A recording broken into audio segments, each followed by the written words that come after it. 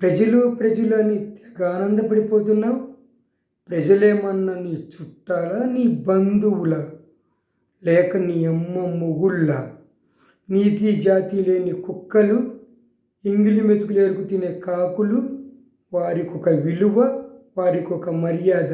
చేచి ప్రజలని అలమటించే వాళ్ళ పరిస్థితి నేడు ఎలా ఉందో తెలుసా? రోడ్డు మధ్య డివైడర్ పైన ఎండకి ఎండుతూ వానకి తడుస్తూ కూర్చోటానికి కుర్చీ లేక హలో లక్ష్మణ అని కేకలు పెడుతున్నారు. అదే మనుషుల్ని తొక్కుకుంటూ పోయేవాడు కోట్లు సంపాదిస్తున్నారు.